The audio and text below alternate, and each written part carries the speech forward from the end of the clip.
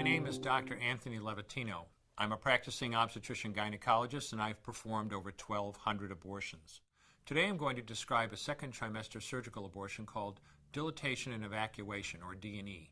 A D&E is performed between 13 and 24 weeks of pregnancy.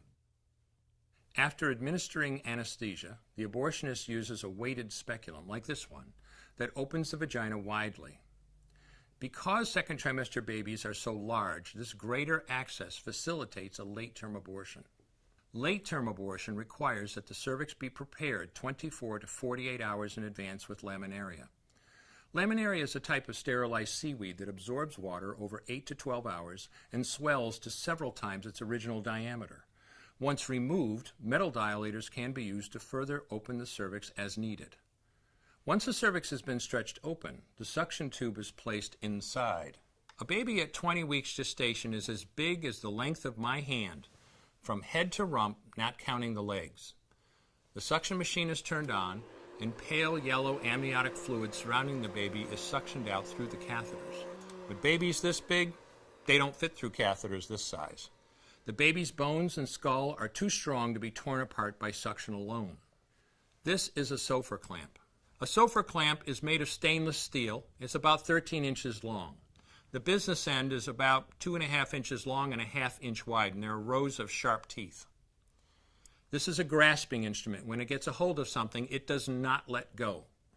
The abortionist uses this clamp to grasp an arm or leg. Once he has a firm grip, the abortionist pulls hard in order to tear the limb from the baby's body. One by one, the rest of the limbs are removed, along with the intestines, the spine, and the heart and lungs. Usually the most difficult part of the procedure is extracting the baby's head, which is about the size of a large plum at 20 weeks. The head is grasped and crushed. The abortionist knows he has crushed the skull when a white substance comes out of the cervix.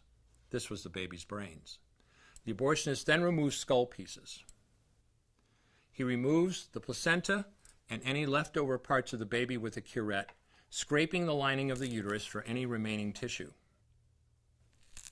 The abortionist then collects the baby parts and reassembles them to make sure that there are 2 arms, 2 legs, and all the pieces. Once all the parts have been accounted for, the abortion is complete. For the woman, this procedure carries a significant risk of major complications, including perforation or laceration of the uterus or cervix, with possible damage to the bowel, bladder, and other maternal organs. Infection and hemorrhage can also occur, which can even lead to death. Future pregnancies are also at greater risk for loss or premature delivery due to abortion-related trauma and injury to the cervix. As I mentioned at the beginning, I'm Dr. Anthony Levatino, and in the early part of my career as an OB/GYN, I performed over 1,200 abortions. One day, after completing one of those abortions, I looked at the remains of a preborn child whose life I had ended, and all I could see was someone's son or daughter. I came to realize that killing a baby at any stage of pregnancy for any reason is wrong. I want you to know today, no matter where you're at or what you've done, you can change.